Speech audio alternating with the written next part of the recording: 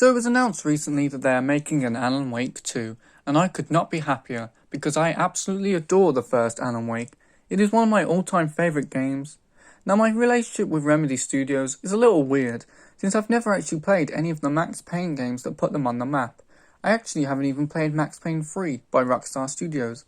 In fact, the first game I played by Remedy wasn't even Alan Wake, but instead Quantum Break, which I found to be a very strange game. It was clearly trying to be a movie-video game hybrid, but I just don't think it clicked together properly. I loved the gameplay in that game, and the acting was phenomenal. Sean Ashmore, Aidan Gillen, Lance Reddick and Dominic Monaghan all carried that game, and the film aspect of the game with their great performances. Unfortunately, despite this, and the fact one of the characters is called Liam, I couldn't bring myself to fully adore the game.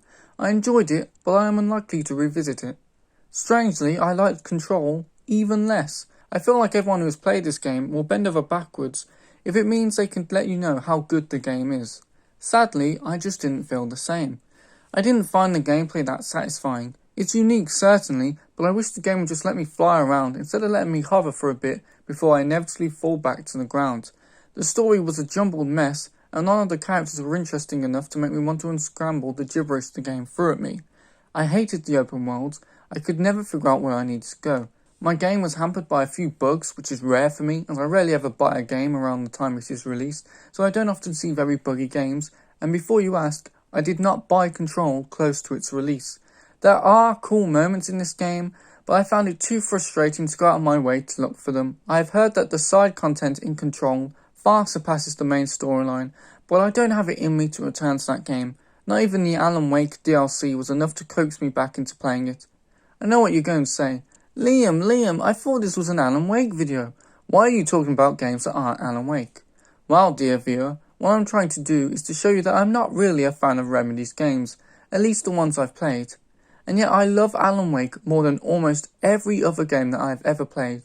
Alan Wake is such a masterpiece that even I could enjoy it. The story, the gameplay, the characters, everything about the game is excellent. Well, except for the ending, which is abrupt and underwhelming. The game is a lot shorter than you might expect, and like the shadows that haunt Alan Wake, it creeps upon you out of nowhere. If it wasn't for the recent announcement of the sequel, then I'd probably be a lot more upset about the ending. Hopefully Alan Wake 2 can actually provide us with a satisfying conclusion. That is my one and only gripe with the game. Let's start with the characters. Alan Wake is a magnificent protagonist. One thing I didn't like in Remedy's other games, especially in Control, was the inner monologues that the protagonist would just start spouting randomly whenever they had a minute to themselves.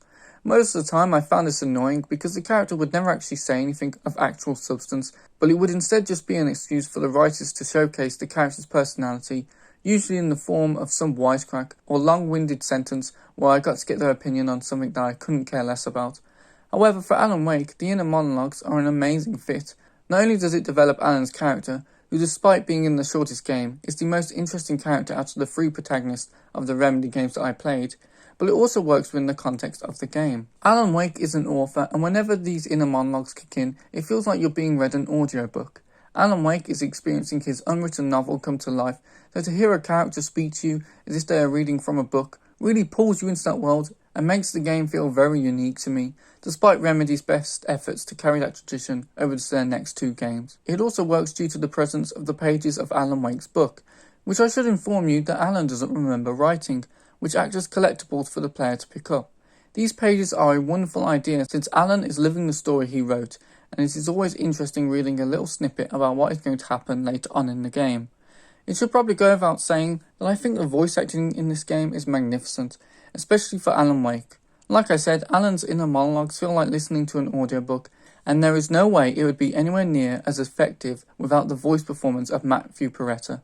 He was born for this role, and I'm excited to see him return for Alan Wake 2. The game has an interesting story that at times can be a little scary. It can be easy to forget that this game is a horror, or at least I believe it is. If you're someone who doesn't typically get scared playing horror games, then I don't see this breaking the trend. But if, like me, you get scared by your own shadow, then this game may occasionally frighten you. Truthfully, the first time I played this game, I was probably too young because I stopped playing the game after the first jump scare. By this point, Alan's wife, whose disappearance is the central mystery of this game, was still with Alan. So, I didn't get very far my first playthrough. However, the reason I like this game and the reason why I think it works so well is because, like some of the best horror, it's a little cheesy. Just look at Barry Wheeler.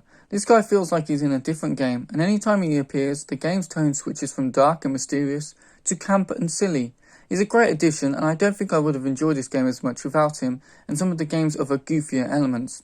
If you watched my Resident Evil 4 video, which I know you didn't, don't worry, it's pretty crap, and 4 minutes of your life you won't get back, although I wouldn't mind taking those 4 minutes from you, then you would know that I really liked the gameplay of that game and compared it to Alan Wake.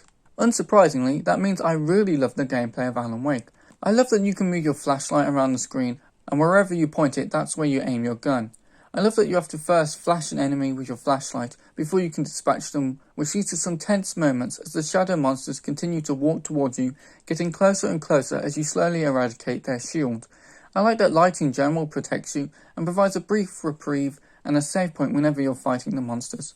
Put simply, the gameplay is fun and lends itself very well to a horror. There are also some surprising gameplay elements, like when you can drive a car around for a bit, which I enjoyed since it was one of the few times that I felt powerful when taking on the enemies in front of me. Alan Wake is a very special game to me, and I love it very much. It is one of my all-time favourites, and I am very excited for the sequel. Hopefully it is not disappointing, and the game has a better ending than the first. Anyway, hope you enjoyed this. See ya.